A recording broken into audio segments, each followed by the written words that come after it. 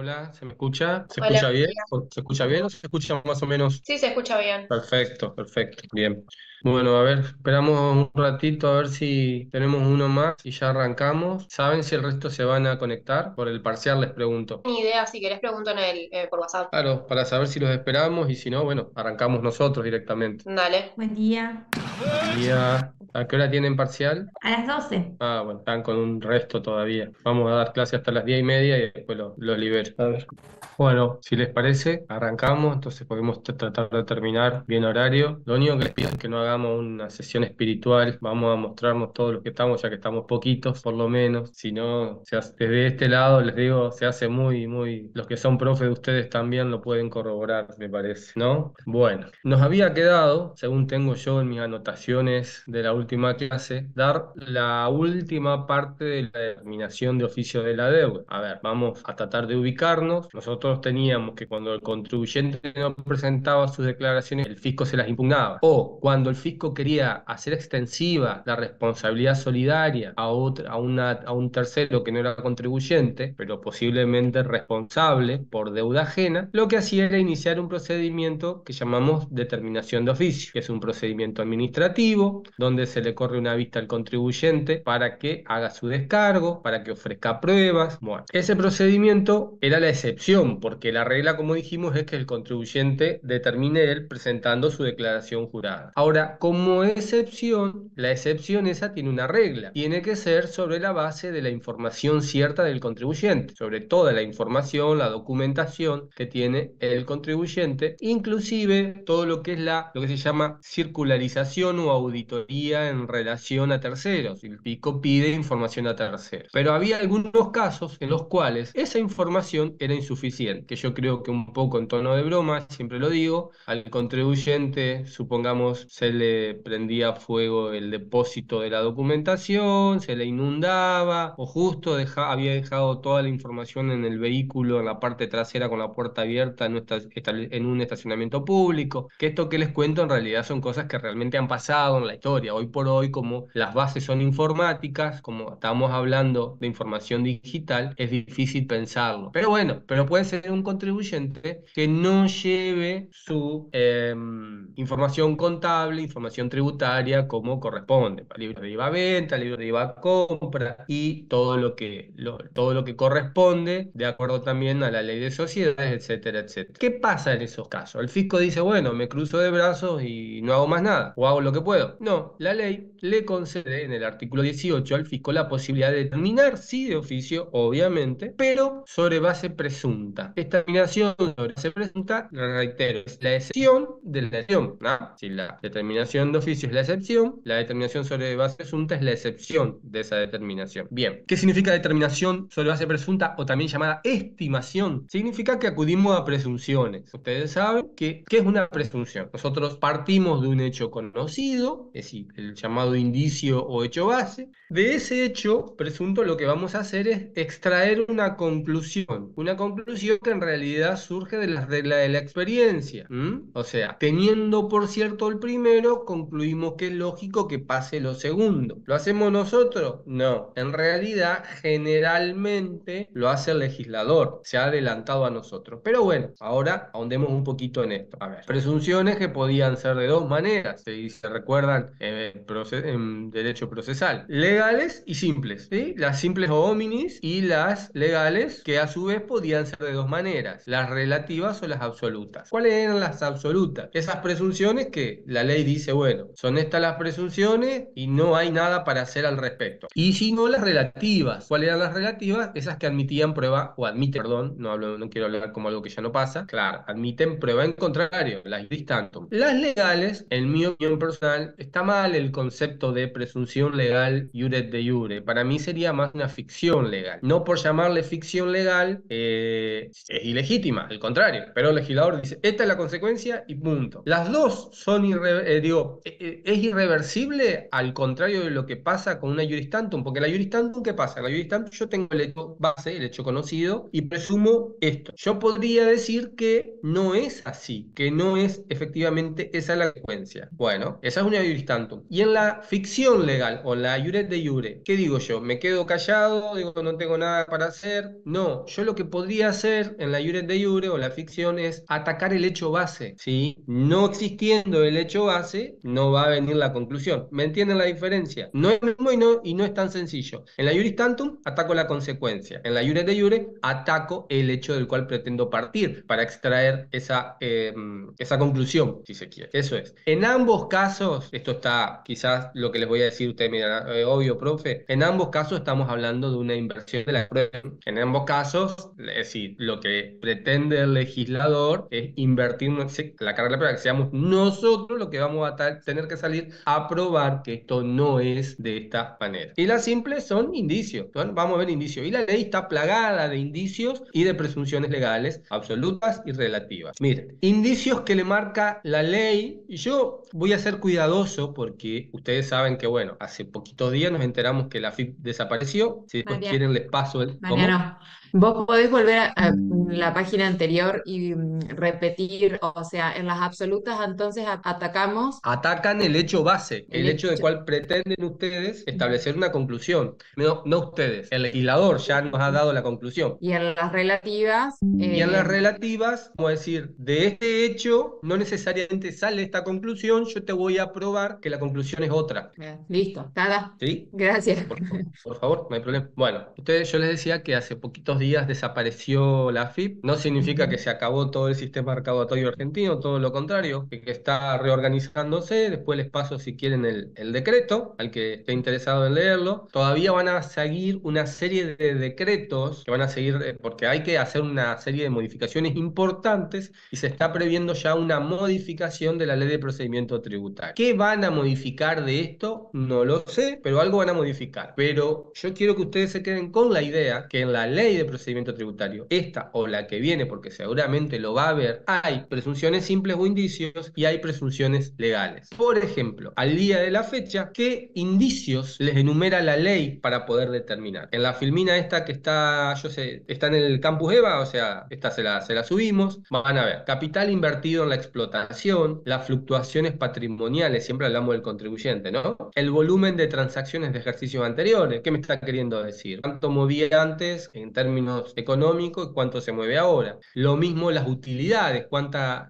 rentabilidad tuve en otros periodos, cuánto compro, cuánto vendo, existencia de materias primas, si tengo stock, no tengo stock, compro y tengo mucho stock, o sea, cuánto era mi stock al principio, cuánto es mi stock al final, yo resto el stock final menos el stock inicial y tengo que saber que vendí más o menos tanto. Puede pasar, a ver, puede haber mermas, puede haber, depende de la actividad, puede haber un montón de cosas. El rendimiento normal, cuánto rinde mi negocio, cuánto rinde una empresa similar a la mía. Supongamos que yo tengo una concesionaria de vehículos y bueno, me voy a Santa Fe de la misma marca, a ver más o menos, o me voy a Concordia, me fijo cuánto es el rendimiento normal de una concesionaria de autos en Concordia, cuánto gasta la empresa en general, o sea, estamos hablando de erogaciones, cuántos son los salarios. Yo quiero pensar que yo gano más de lo que yo pago el salario, se supone, ¿no? Bueno, el alquiler del negocio o de la casa, habitación, yo gano más de lo que me cuesta alquilar el negocio o mi casa, cuál es el nivel de vida del contribuyente, promedios y coeficientes que establece la AFIP para las actividades. Ustedes saben que para cada actividad, una actividad muy clara es la siderúrgica, otra es la actividad de la construcción. La AFIP tiene coeficientes y promedios y les permiten determinar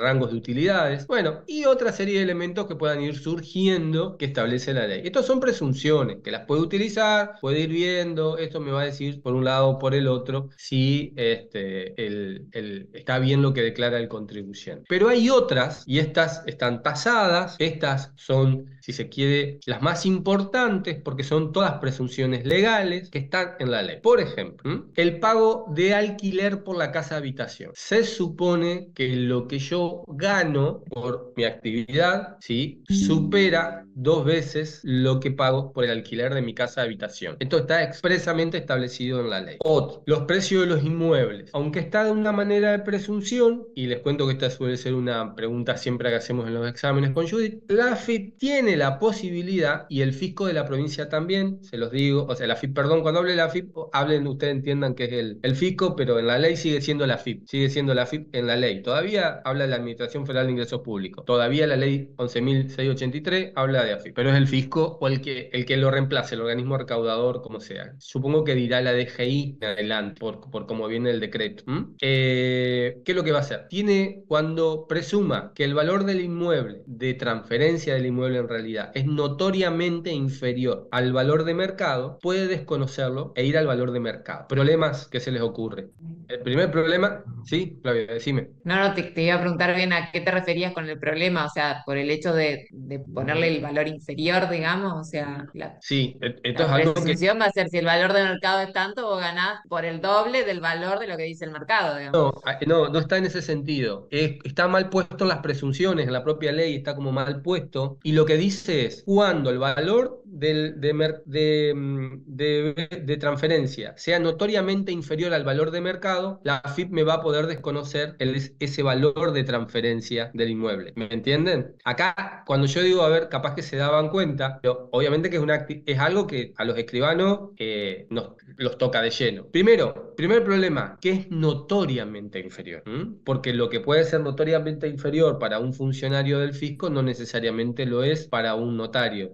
Para mí, o sea, si cuando ponemos calificativos siempre que nos quieren dar una idea de magnitud en la ley, siempre es complicada la interpretación en el caso concreto. Porque Aparte, sí. profesor, se lleva mucho a lo irrisorio, que es uno de los límites que tenemos nosotros en la compra-venta, precio irrisorio. Claro, bueno, me parece un baremo razonable el que vos estás planteando. Y es importante que siempre lo tengan en cuenta ustedes para la actividad. Cuando les pidan escriturar, bueno, y la práctica esa, el deporte nacional que tenemos nosotros de la escrituración por valores inferiores. Porque muchas veces cuando escrituran, por ejemplo, por 2 veces, 3 veces el valor, el aforo fiscal, sigue siendo algo que es irrisoriamente mucho menor al valor, más allá de que se actualice la ley, se actualicen, digo, los catastros rurales, el valor siempre sigue siendo inferior.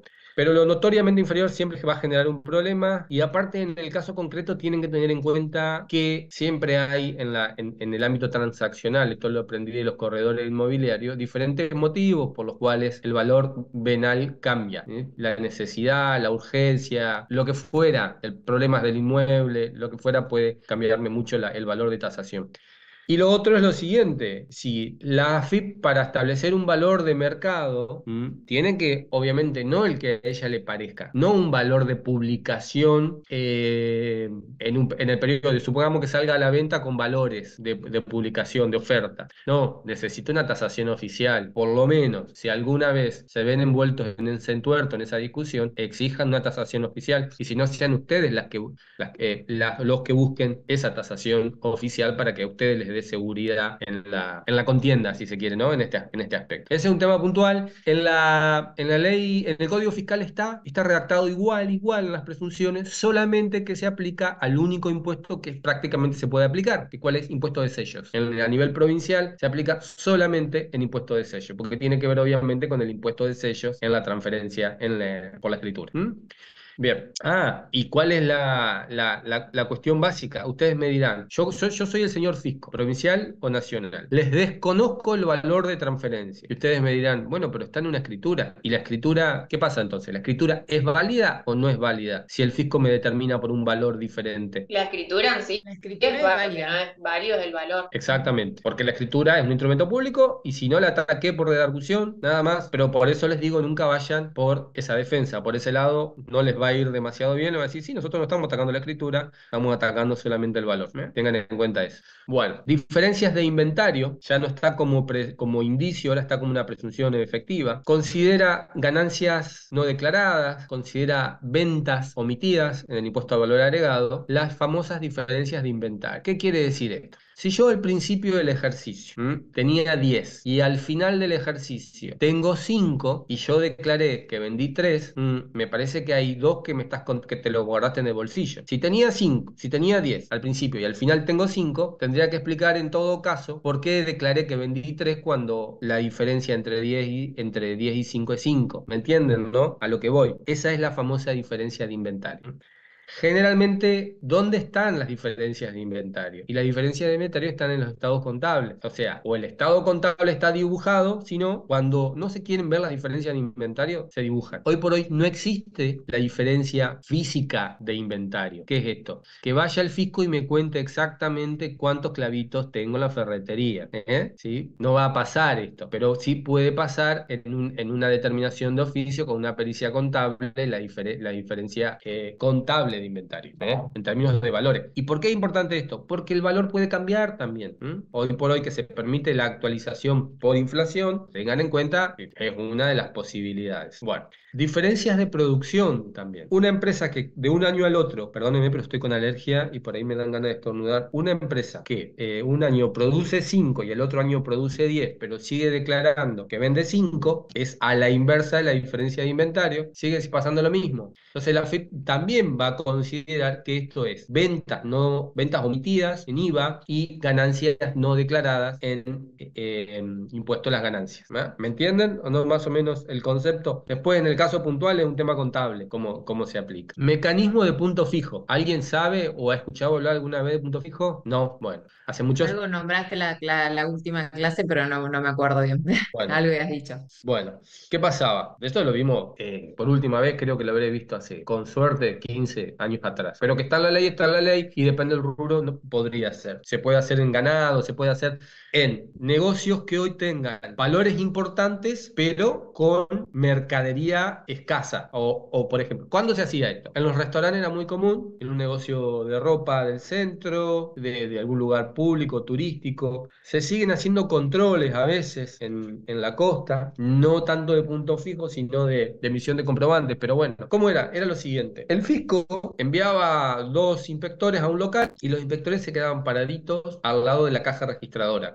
Los enviaba, supónganse, 2 días durante una semana. Sí, A lo la semana... contó a esto. Lo conté. Estaban al lado anotando todos los ingresos, después volvían al otro día, después al otro día. Sí. Exacto, era así, y lo hacían durante tantas semanas y eso después lo extrapolaban al año y eso lo contrastaban con lo que declaraba el contribuyente, a ver si era más o menos lo que había el muestreo. No tenía que ser exacto, ¿no? Piensa que estamos presumiendo. Bueno, operaciones marginales, todo lo que le detecten a ustedes que está hecho en negro, ellos presumen, o sea, sin comprobante, ellos presumen que todo eso, pero es una cuestión obvia. Los incrementos patrimoniales no justificados. Me compré un auto y me llama el señor fisco y me dice, bueno, contame, mostrame y acredítame de dónde obtuviste el dinero para comprarte el vehículo. Sí, no se trata de incremento patrimonial, se trata de incremento patrimonial no justificado. Pues yo me puedo comprar lo que yo quiera en mi patrimonio, eso es mi dinero. Lo que tengo que hacer es, si soy requerido, justificarlo, básicamente. Si yo estoy presentando mis declaraciones juradas, si yo tengo todo como corresponde, si yo lo puedo probar, el ingreso no va a haber ningún problema. Ahora, si yo no lo puedo probar, ahí viene la determinación. ¿Por qué? Me van a considerar que eso tengo que pagar bienes personales, me van a considerar que son ventas omitidas, me van a considerar que son ganancias no declaradas, o sea, para que ustedes me entiendan. ¿Esto es blanco o negro? No, no piensen que lo que yo les digo es blanco o negro, que si el fisco lo dice no tengo nada para hacer, o que es así, no. Yo les cuento, yo tuve un caso, por ejemplo, una clienta que había cobrado un seguro de un tío que estaba viviendo en Estados Unidos,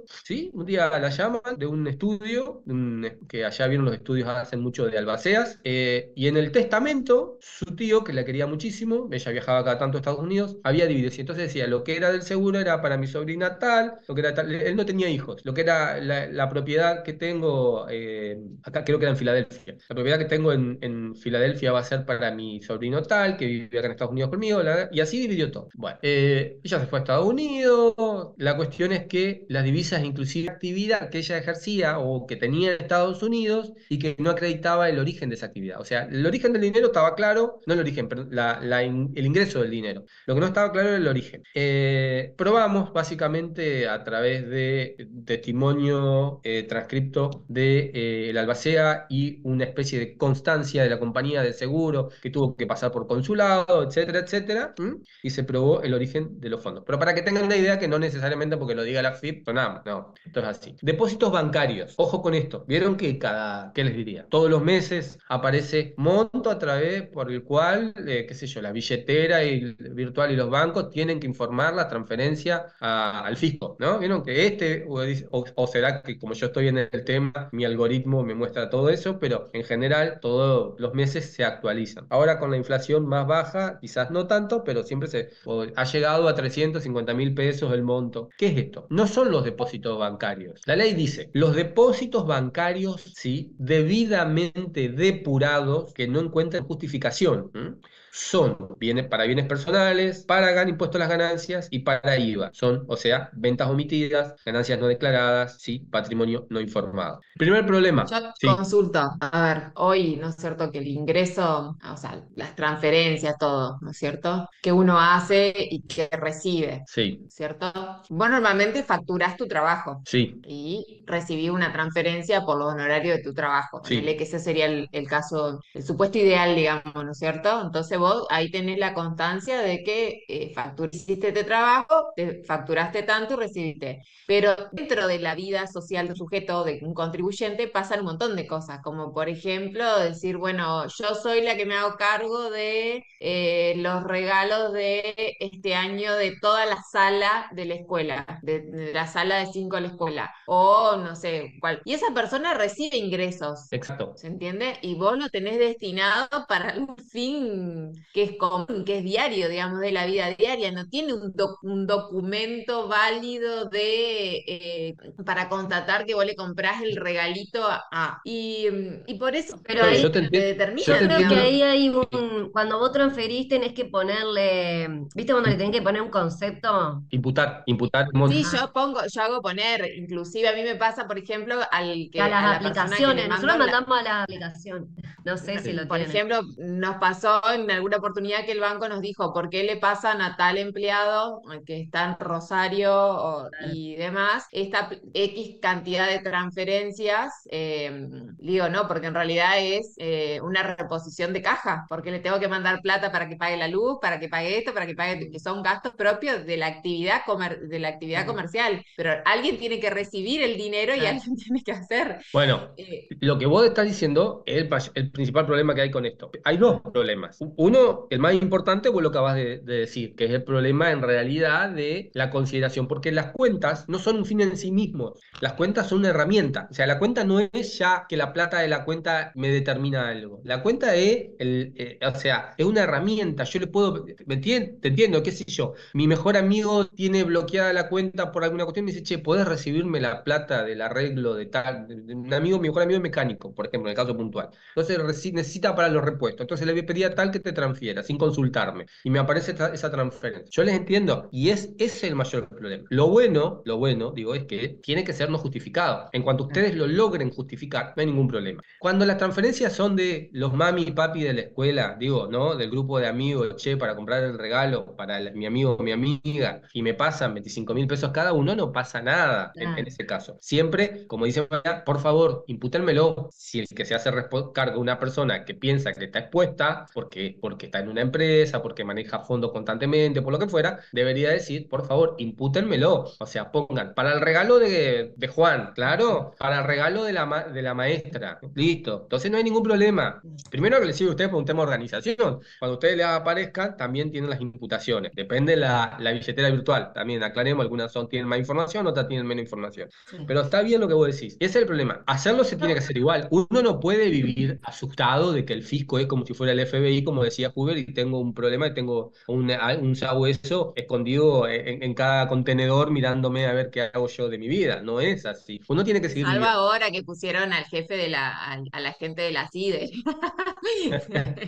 Ahora, una consulta. Sí, Por María. ejemplo, yo hago hockey, ¿no? Entonces nosotros todos los meses antes le pasábamos a una cuenta de no sé qué eran de ahí, de otros chicos de ahí de hockey. Y después dijeron, bueno, ya no más porque, bueno, parece que tuvieron problemas.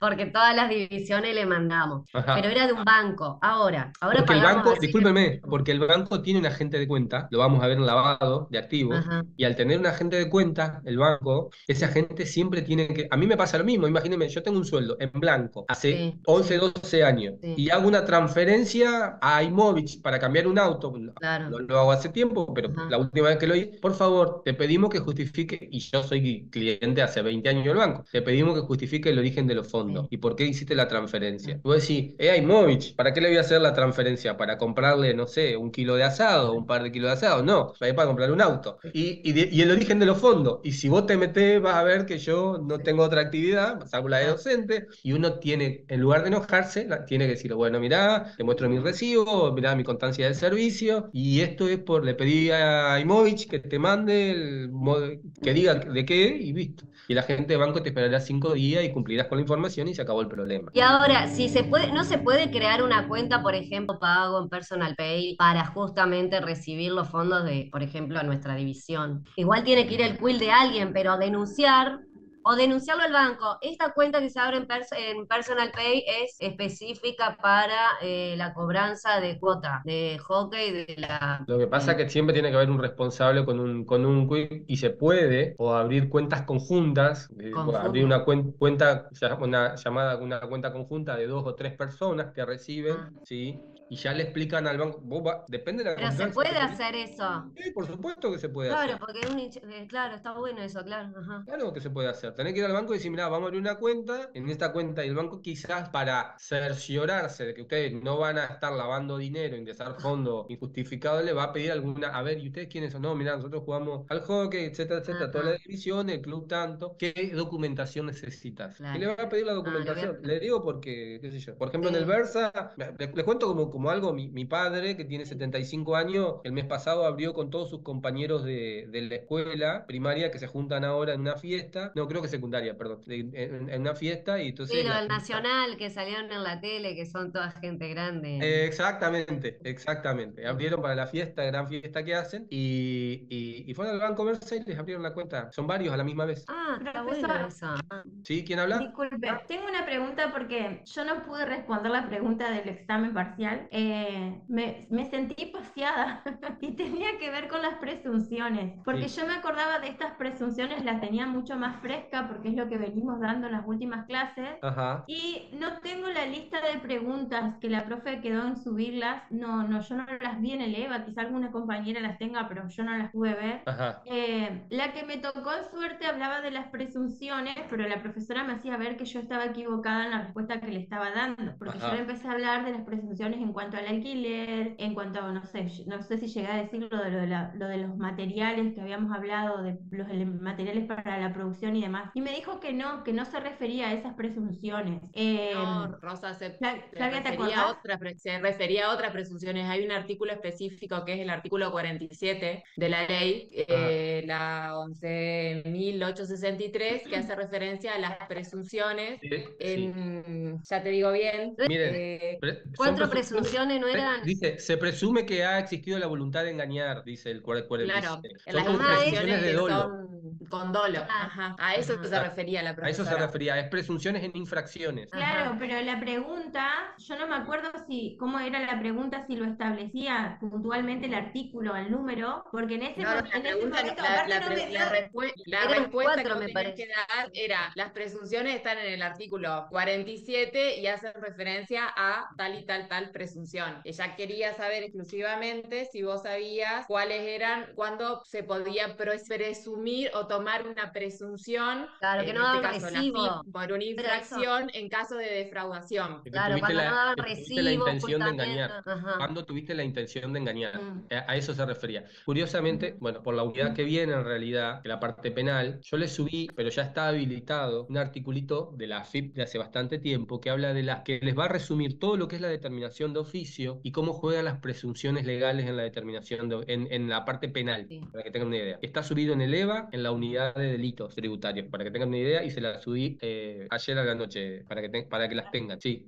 Para que Rosa si quiere anotar. La pregunta era mencionar alguna de las presunciones del artículo 47. Esa era Ah, la pregunta. Claro que no Y el era artículo 47 Claro, cita las cuando a mí me preguntó presunciones. por el artículo específicamente, nada, ahí me mató. O sea, no. pero cuando ustedes vieron infracciones con Judith, ¿la vieron con Judith? Siempre las da Sí, Judith. sí, sí, las dimos con No, ella. no les, en la ley 11C83, no les mostró que, por ejemplo, los artículos de infracciones formales, los artículos de infracciones Sí. materiales, porque ella lo da, Sí, sí, sí. es bastante Es bien, minuciosa. sí, sí, sí, dio todos los artículos. No, no, no, es bien puntual, digamos. Inclusive el artículo 47 lo hablamos en clase también, es Te dio un específico. power. 46, 47, el 48 y toda la parte de clausura aparte por otro lado, digamos. No, no, Nun- lo detalló, y más inclusive es un resumen en el EVA, digamos, o sea, de yo eso. sé que hay material por eso, y también ella ha subido material, tenemos el material conjunto. No, no, no, sí, después también dejó varios fallos y todo ahí que hacen referencia, digamos. Ujú.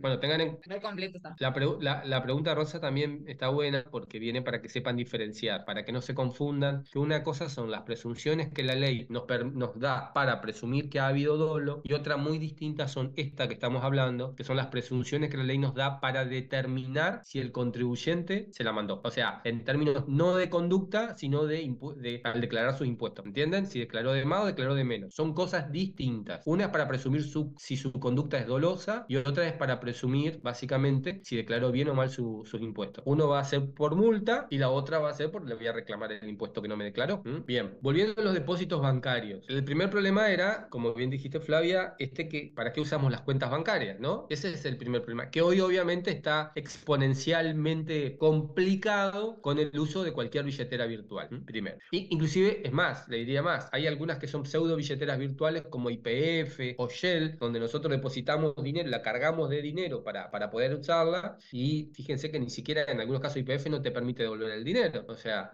tiene ciertas complicaciones. Pero piensen ustedes en la empresa que a una cuenta de YPF de un chofer o de la misma empresa le va transfiriendo, le va cargando la YPF para que el camionero cargue combustible en YPF. Imagínense lo que carga un camión. O sea, ustedes saben, si hoy por hoy un auto carga 70, 80 mil pesos para llenar un tanque, yo creo que el camión menos de 1 millón de tanques.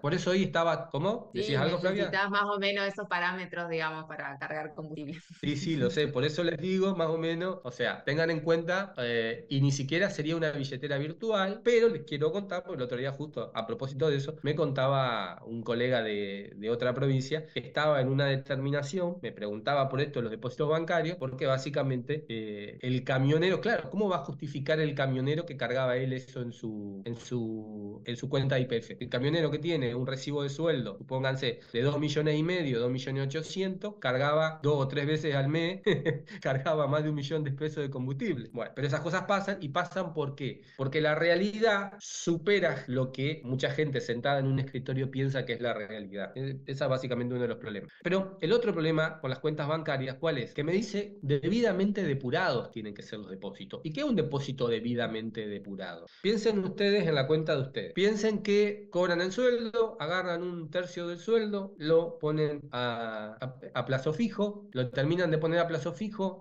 su hermano les dice, che, te mando plata, necesito que me la tengas a la plata porque si no yo me la voy a gastar. Entonces le manda plata a su cuenta. Ustedes, a la semana su hermano cambió de idea y le dice, no, ¿sabes qué? Me quiero comprar la moto, devolverme la plata que me voy a comprar la moto. Le dan la plata a su hermano. Pasan 2 semanas más, se les acredita el plazo fijo de nuevo. Entonces, ¿qué? Cada vez que ustedes tengan una acreditación en la cuenta, ¿eso va a implicar que recibieron dinero? No. Por eso hay que hacer lo que contablemente se conoce como depuración. ¿Qué significa esto? Que hay que contrarrestar, porque claro, una cosa, cuando a ustedes les vuelve el plazo fijo, no es que les devolvieron devolvió el capital más plazo fijo, más intereses. Es solo la diferencia de intereses. Lo de su hermano, no, solamente le prestaron la cuenta a su hermano por un movimiento que lo pueden explicar. Y así sucesivamente hay que explicar y depurar todos los movimientos, porque si no, se vuelve inmenso todos los depósitos que nosotros podemos llegar a tener en una cuenta bancaria. Básicamente, ese es el segundo de los problemas. Y depurar que es como Depurar se hace una conciliación bancaria.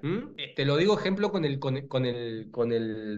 plazo fijo. Suponte, yo pongo 500.000 en plazo fijo y me vuelven 500.030 al mes. La pregunta es, ¿yo tengo dos depósitos, uno de 500 y otro de 530? ¿O tengo un depósito de 500 y tengo 30 de intereses? Restarle esos 500 es depurarlo. Vamos a hacer 5 minutos de corte, te pido, que tengo un llamado porque estoy de turno y seguimos en un ratito, ¿puede ser? Sí, si cargan el mate o se toman un café y volvemos. Chicas, ¿alguien quiere compartir alguna pregunta? Porque yo ese día en el examen a duras penas logré conectarme, tuve que ir a mi trabajo para conectarme. Justo te estaba por avisar eso en el grupo. Yo fui anotando todas las preguntas Ah, bien. que ella fue Pero a alguien haciendo. más Ya le pasó esto, porque yo sentí que no pude dar el examen, o sea, no hubo chance de que yo pueda enderezar la respuesta que enseguida Judith me dijo de lo de los libros y demás. Y yo, claro, yo estaba en mi cabeza con estas presunciones que veníamos viendo y esa No. así no a mí la no, llegué no me a pasó, digerir. digamos, porque me pareció bastante claro el power que ella dejó, digamos, me pareció bastante claro. Y después porque la misma ley, digamos, ya hacía hincapié, digamos, a la presunción, pero sí, las preguntas yo las fui anotando, después las paso, digamos. Bueno, volviendo, eventualmente en un examen, en un final, no le vamos a preguntar que nos diga cuáles son todas las presunciones, ni de qué se trata tal presunción. Le vamos a decir un ejemplo de 2 o 3 presunciones que ustedes se acuerdan. Así que elijas comunes, las que les sea más sencillo, pero eventualmente. Salvo que a alguno se le ocurra, hasta nunca ha pasado, que preparen específicamente el tema. Sí preparan determinación de oficio, pero no preparan determinación de oficio sobre base de presunta, o sea que sería muy específico. Bien, Mariano, dime. viste con esto de Arca, Ajá. ¿qué va a pasar, digamos, con respecto al examen? ¿Algunas bolillas las van a modificar o van a tomar lo que... No, vamos a tomar sobre lo que nosotros dimos, que a Ok. nosotros no les vamos a modificar, no es justo, salvo que antes de fin de año ya estamos ahí, porque Ujú. ¿cuánto queda? Un mes. Salvo que antes de fin de año aparezca una modificación y digamos, tengan en cuenta esto y esto, pero no vamos a hacer toda una reedición. Eso nos tocará a nosotros para el próximo corte el año que Esto viene. No, lo van a no. subir a Leva, las modificaciones para estudiar. Por supuesto, y además Judith, que siempre está en contacto con ustedes, les va a hablar y además lo Muy vamos bien. a hablar por el canal de diálogo constante que tenemos que es el WhatsApp, no se hagan problemas. Pero esto No, es yo la porque base. me fijaba en las bolillas, las primeras bolillas donde vemos cómo está compuesta la FIP, digamos, cuál es la No, estructura. ¿qué es lo que va a eh, pasar? ¿Qué es lo que va a ujú. pasar? Le mandaremos o subiremos, le mandaremos por WhatsApp el material de qué es el arca si lo hacemos, nada más. Entonces, a lo sumo la pregunta será, ¿y cuál es la diferencia entre el arca y la FIP? Sí, no, eso más o menos como Son porque cuestiones, justo van a nos ser agarró la evolución, digamos, del a cambio. todo, sí, porque va a Ujú, ser más algo más cuestión conceptual ujú. que técnica, no vamos a ir a una cuestión técnica sobre eso. Y en el resto, yo digo que todo esto se va a mantener, o sea, vamos a ver la modificación. Hace rato que nosotros decíamos que la ley 11.683 se modifique en su totalidad, se organice, se simplifique, se estructure. Vamos a ver qué pasa. Capaz que esta es la oportunidad, pero no sabemos. O quizás simplemente cambien de denominación y en todos lados donde diga la Administración Federal de Ingresos Públicos va a decir la Dirección General Impositiva. Y esto va a ser exactamente lo mismo. Volvemos al 91 antes de que se modifique y diga la Dirección de Administración Federal de Ingresos Públicos. Y en 20 y pico años nada cambió.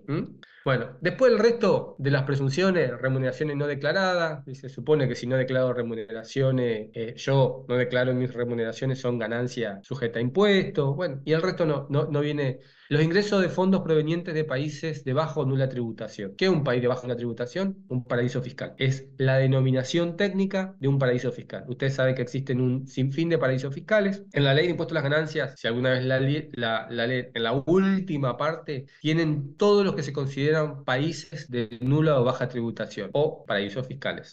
Se supone que un ingreso que proviene de un paraíso fiscal ya viene con una presunción, con un visu de algo que no estoy declarando. ¿Podría ser así? Sí, podría no ser así, será cuestión de que lo discuta. Y con esto terminamos lo que son las presunciones. Cuestión puntual, para ir terminando esta unidad. La determinación de oficio. ¿Qué efectos tiene una determinación de oficio? Porque eso no lo vimos la vez pasada. La determinación de oficio es una determinación, o sea, y tiene estabilidad. Yo no me van a hacer 5 determinaciones de oficio. A mí me hacen una determinación de oficio. Ah, perdón, algo que no les dije, y esto anótenlo por favor, ténganlo en cuenta, siempre va a ser pregunta de examen. Hay un límite para las presunciones legales. Hay un límite, que de hecho si leen la ley, en el artículo 18 y 19 lo van a ver. Yo puedo utilizar solamente una y solo una, redundo porque quiero ser muy enfático, presunción por tributo y por ejercicio fiscal. ¿Entienden lo que les quiero decir o no? Vamos a suponer que yo les determino 2022 y 2023. No puedo usar dos para un periodo. No puedo decir las remuneraciones y además los depósitos bancarios, una o la otra, en un mismo periodo, un mismo impuesto. Sin embargo, podría decir, para 2022 te aplico remuneraciones no declaradas, para 2023 te aplico los depósitos bancarios depurados no justificados. ¿Se entiende? Ese es el límite, por las dudas.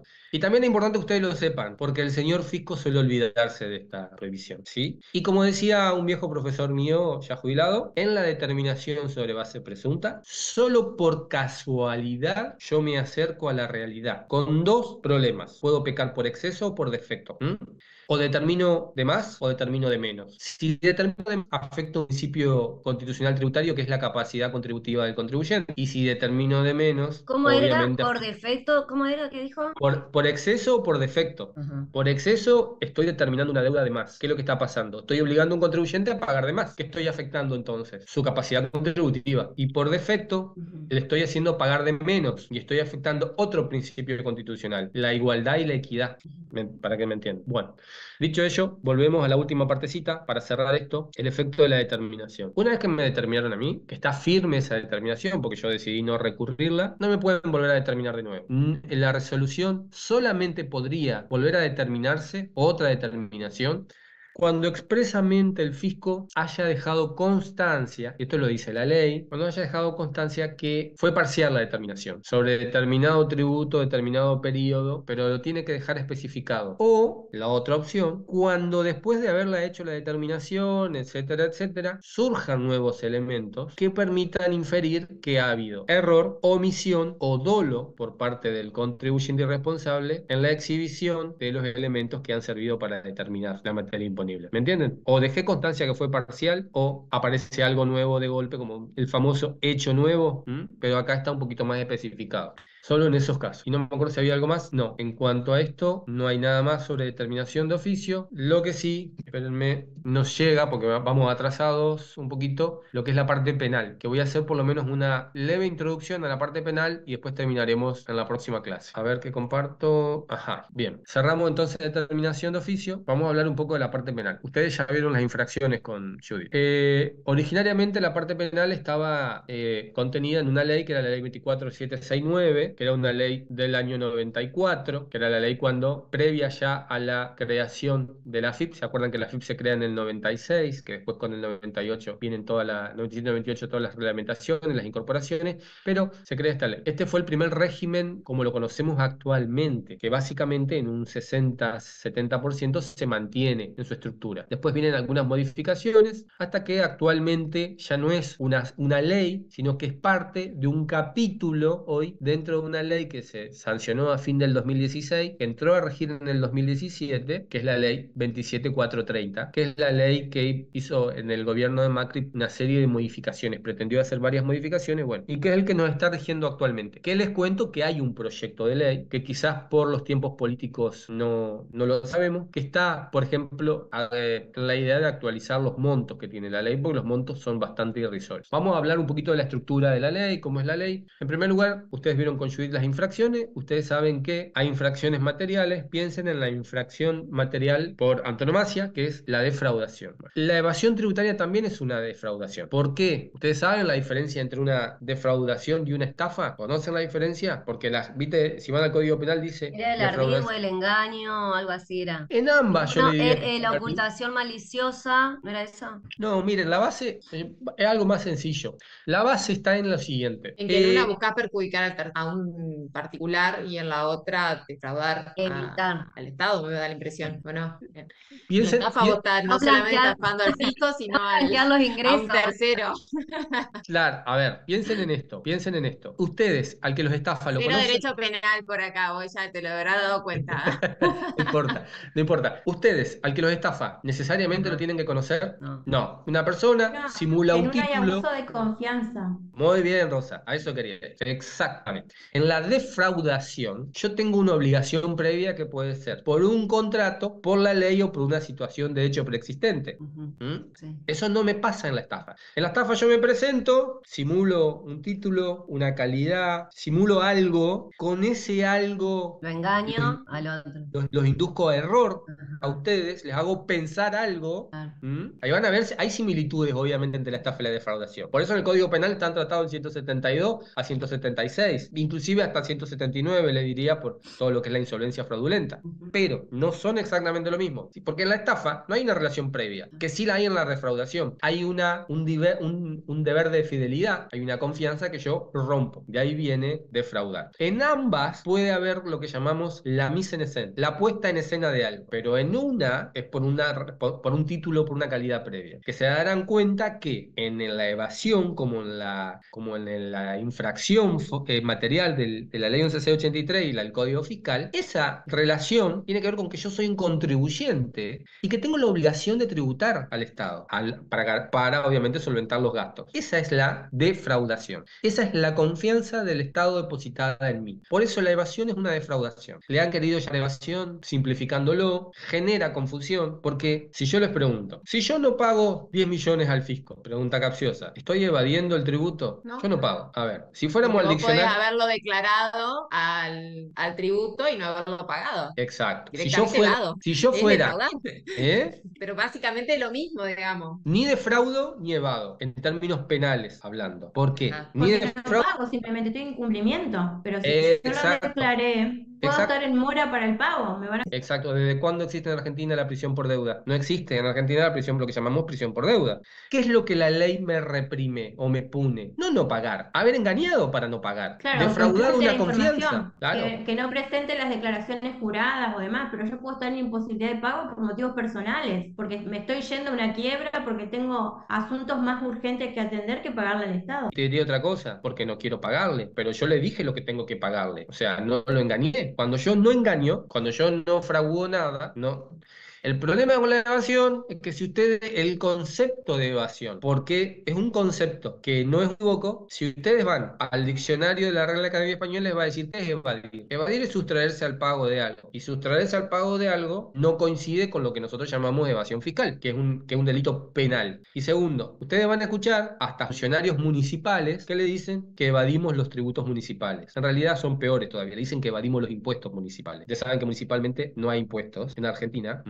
Y segundo, el funcionario le dice evadir. Y le da un contenido peyorativo. Y básicamente como que nuestra conducta, y en realidad no, quizás haya un nivel de morosidad en un sector de los Ahora contribuyentes. tampoco va a haber tasas con mi ley, nos quita todo.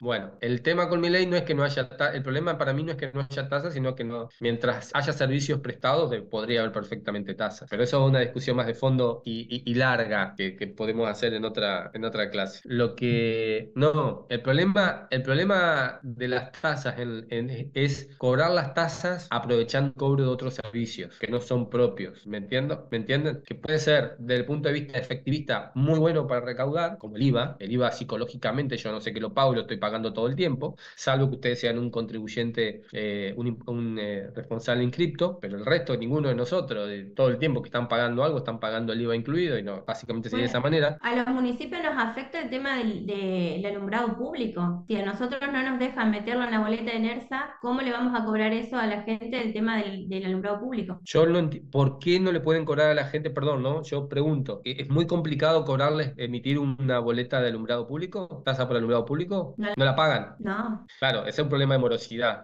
Yo te entiendo.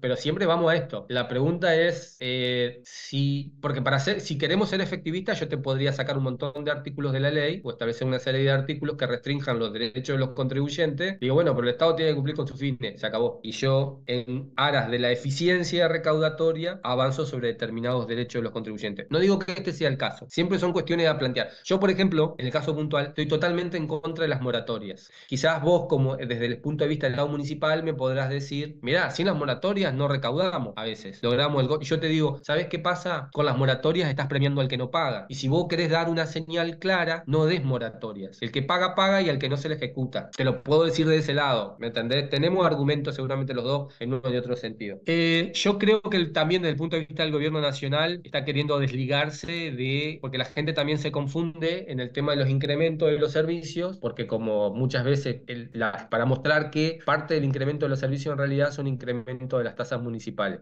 Lo veo desde ese lado. Pero bueno.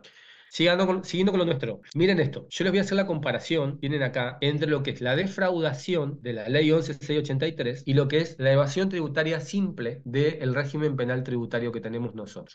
Ustedes saben que una no quita la otra. Me pueden iniciar un sumario por defraudación y si me denuncian, me suspenden el sumario, avanza la causa penal y esperan a ver cómo me va la causa penal. Si me condenan en la causa penal, la sanción del sumario vendrá indefectiblemente. Si no me condenan en la causa penal, vamos a ver por qué no me condenan. Porque prescribió, porque, no sé, se acogió a algún régimen de blanqueo, lo que fuera, hay que ver qué va a pasar con el sumario. Si nunca me inician el sumario, se entiende que el fisco no me ha querido sancionar. Y si fue un error del fisco, tendrá que joderse. Lamentablemente vamos a decirlo de esa manera. Pero miren, comparen los dos artículos. Evitemos la primera parte. En la defraudación dice, el que mediante declaraciones engañosas o ocultaciones maliciosas, por acción o por omisión, defraudare al fisco, será reprimido con multa, bueno, etcétera, etcétera, el tributo evadido. En la evasión, que yo les dije que es una defraudación, dice, el obligado, ya les voy a explicar por qué dice el obligado, que mediante, fíjense esa parte ya viene igual, declaraciones engañosas, ocultaciones maliciosas, y acá me agrega, o cualquier otro ardido engaño, y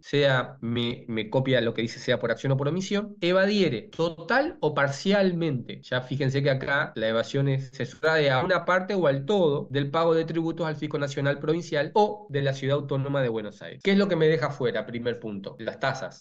Y perdón, Rosa, lo que voy a decir, pero gracias a Dios me deja fuera las tasas, porque imagínense si no, y esto no es personal, lo que serían los municipios denunciando y llenando de denuncias penales por evasión de tasas, hablamos de casos de grandes contribuyentes, con la complejidad en lo que implica en el pago de las tasas. Porque cuando hablamos de impuesto, hay un impuesto y no hay demasiado problema en el fondo. Pero imaginen ustedes una municipalidad, un municipio que me esté denunciando por evasión de una tasa municipal y el servicio no lo preste. O que yo haga una pericia contable y determine que el servicio a la municipalidad le cuesta brindármelo un 3, un 4% en relación a que me cobra. ¿Me siguen hasta dónde voy? Por eso, enfáticamente, reiteradamente durante 20 años, cada vez que se pretendió introducir en las reformas legislativas la evasión a tasas municipales, tanto la Federación Argentina de Colegios de Abogados como la Federación de Consejos Profesionales de Ciencias Económicas se opusieron a que se introduzcan, se permita defender las haciendas municipales de esta manera. O uno de los argumentos fue que sea a través de la reprimenda al fisco provincial, porque los impuestos provinciales se coparticipan, por ejemplo. Esa fue una de las cuestiones. Pero la cuestión de fondo era el miedo que se le tiene a la poca capacitación y a la poca credibilidad en algunos municipios, bajo esta idea de que yo siempre les digo, todo intendente se cree gobernador y todo gobernador presidente, en lo que pretende cobrar siempre. Bueno, ¿cómo está estructurada la ley? Para que la aprendan a leer de aquí en adelante. La ley tiene una primera parte que habla de delitos tributarios, otra parte que habla de delitos contra la seguridad social, que ustedes saben que los delitos contra la seguridad social son delitos tributarios también, solamente que son delitos tributarios de la seguridad social. Y otra parte que es de delitos fiscales comunes. Ya vamos a ver por qué son fiscales comunes. Por dos motivos son fiscales comunes. Pero básicamente porque son tributarios específicamente, porque son contra la seguridad social, incluyen multas en algunos casos y porque los puede cometer cualquier persona. ¿Voy muy rápido?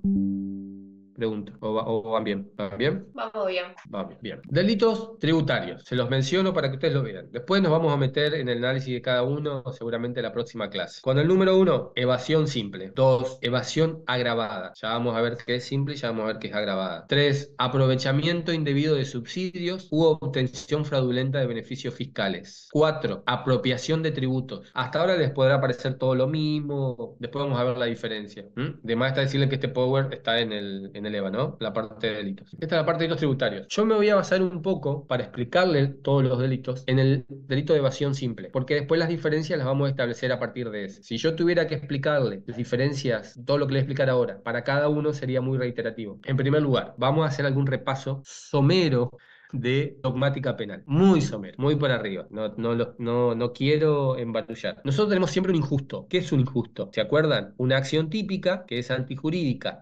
Y para que la conducta sea punible además, tiene que ser culpable. La acción típica, que hablamos de la tipicidad, siempre es tipicidad tanto objetiva como subjetiva. Esto repaso. ¿Qué se agrega en los delitos tributarios? Una condición objetiva de punibilidad, es decir, un monto generalmente. En la evasión simple, después lo vamos a ver, ese monto es 1.500.000 pesos. ¿Qué les quiere decir? El obligado que mediante declaraciones engañosas, ocultaciones maliciosas, cualquier otro ardido de engaño, sea por acción o por omisión, evadiere total o parcialmente al fisco los tributos, siempre les va a decir que el monto supere 1.500.000 pesos. Supere 1.500.000 pesos. O sea que la pregunta es, ¿y qué pasa si hay 1.500.000 pesos? Está fuera. 1.500.001 está adentro. En términos teóricos. ¿Eso En se va los... actualizando o es un monto que quedó hace mucho tiempo atrás? Excelente pregunta, Rosa. ¿Por qué? La ley cuando empezó en el 94, la originaria, la 24769, hablaba de 100.000 pesos. Cuando se reformó en el 2011, se elevó a 400.000 pesos. Cuando se reformó en el 2016, se elevó a 1.500.000. Hay un proyecto actual que quiere llevarlo alrededor de los 100 millones de pesos. Está dando vuelta. Pero, ¿qué es lo que sería mejor? ¿Qué les parece a ustedes en un país con inflación? Que sea actualizable según algún índice de salarios, tantos salarios. Por ejemplo, Los aportes a los partidos lo están fijando en tantos salarios, hasta 100 salarios mínimos, por ejemplo, como topes de aporte partidario en el proyecto de ley. ¿Estaría bueno aplicar algo así? claro, y la misma ley que establece esta última reforma estableció la unidad tributaria, pero dejó librado a una posterior ley y regulación del Ejecutivo que regule la unidad tributaria. Y nunca se sancionó esa ley.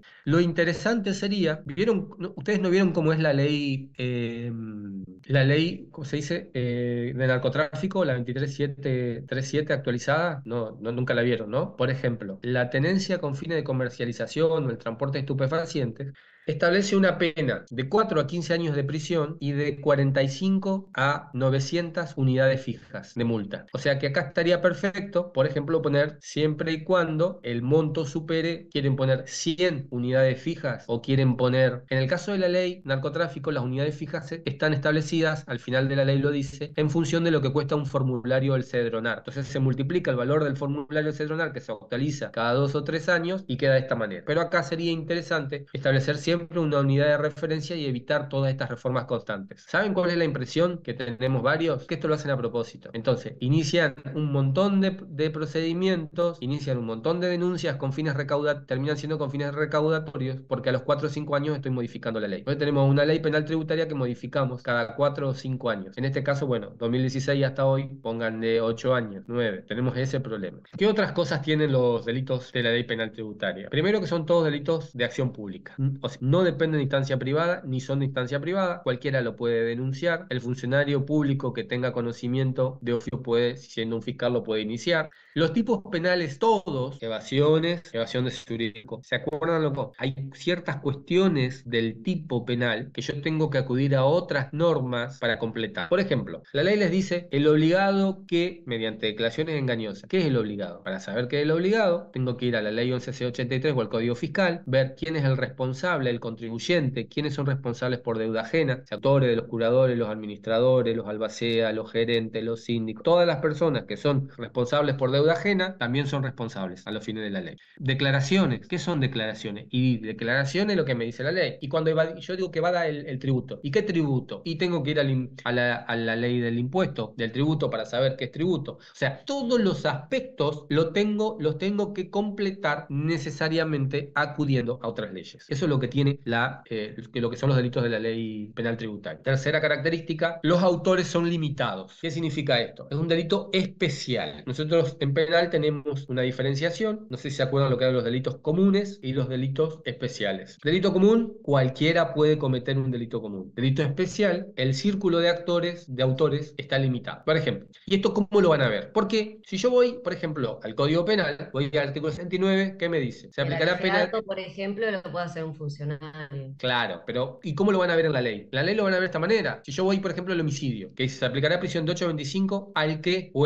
o a quién, no me está dando referencia a nadie. En la ley penal, ¿qué les dice? Se aplicará prisión de 2 a 6 años el obligado. Ya me lo cerró. Tengo que ser necesariamente obligado, que como les dije, lo voy a completar con otras leyes, pero me lo cerró. Especiales, como decíamos, el prevaricato lo puede hacer un juez o lo puede hacer un fiscal. No puede prevaricar cualquier persona. Malversación de caudales públicos. Un funcionario que tenga a su cargo, obviamente, el manejo de caudales públicos. Y así podemos seguir.